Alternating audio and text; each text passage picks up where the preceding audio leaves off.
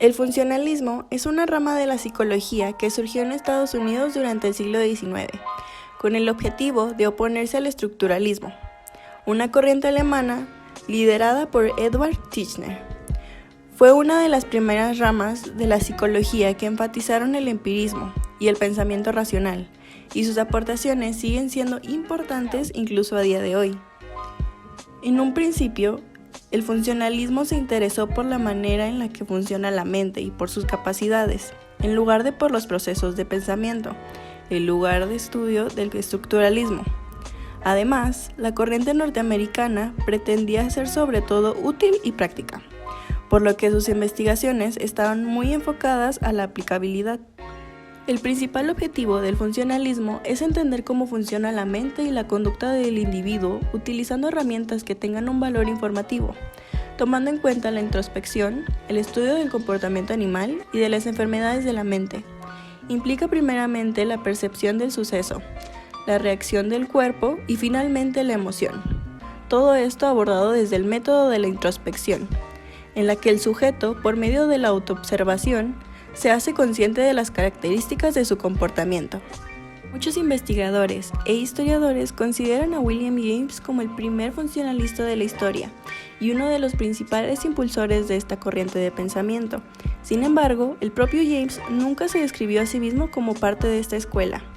Una de las ideas más importantes de William James en relación con el funcionalismo era que la mente no es una entidad simple, como proponían los estructuralistas. Por el contrario, este pensador opinaba que nuestra idea de la mente debía ser dinámica, ya que está formada por varias estructuras que se diferencian entre sí en gran medida. Así, una de las principales contribuciones de James al funcionalismo fue su teoría sobre la mente subconsciente y su naturaleza.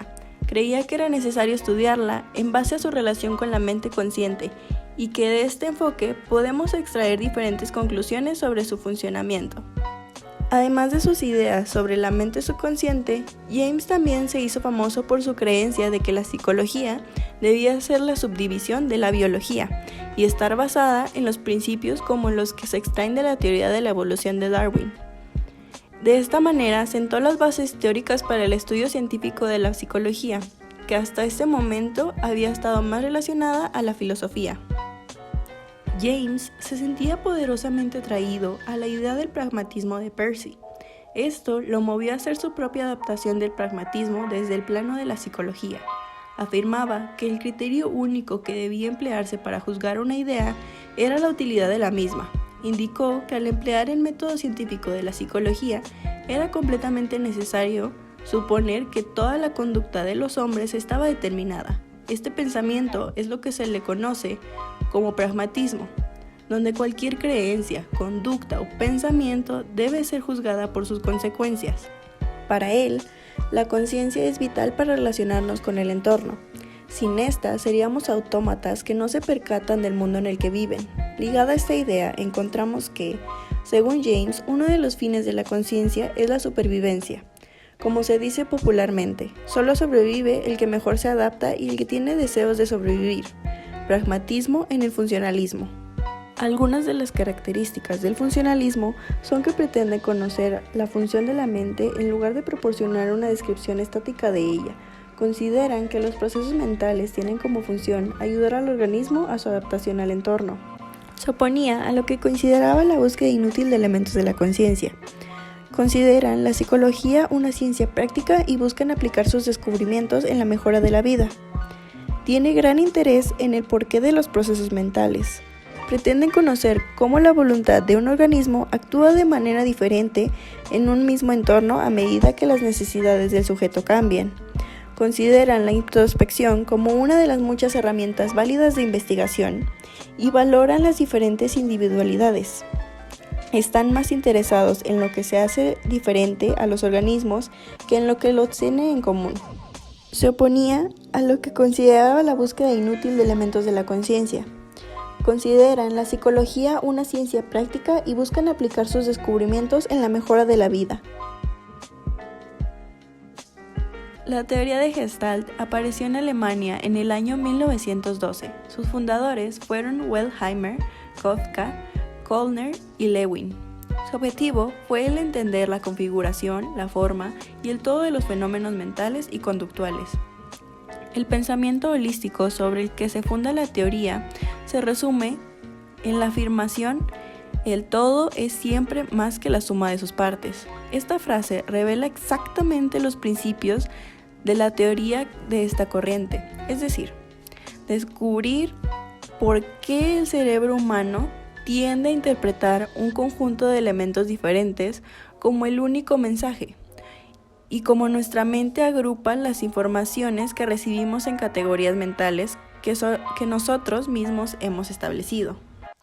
La teoría de la Gestalt niega que exista un todo perceptivo y que esté compuesto por el conjunto de datos que van llegando a nuestro cuerpo. Por el contrario, propone que lo que experimentamos es más que la suma de sus partes y que por lo tanto existe como un todo, una figura que solo puede ser considerada entera. Así pues, lo que ocurre es que la globalidad de nuestras formas mentales se impone a lo que va llegando a través de nuestros sentidos, y no al contrario.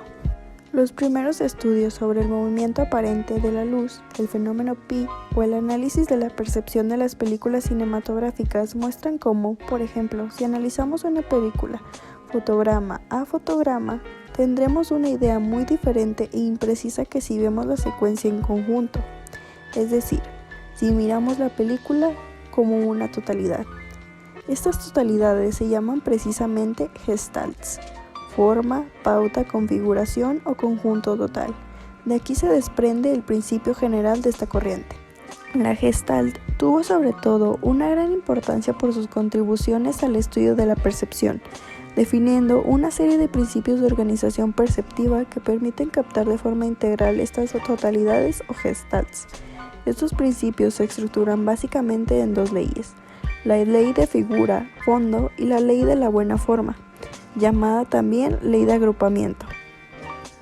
Según la ley de la figura fondo, el proceso perceptivo remite a un mecanismo básico según el cual tendemos a focalizar nuestra atención sobre un objeto o determinado grupo de objetos, figura, destacándolos del resto de los objetos que los envuelven, fondo. La ley de la buena forma remite a un principio de organización de los elementos que componen una experiencia perceptiva y que los gestaltistas llamaron pregnancia. Este mecanismo permite reducir posibles ambigüedades o efectos distorsionadores, buscando siempre la forma más simple o la más consistente. En definitiva, nos permite ver los elementos como unidades significativas y coherentes.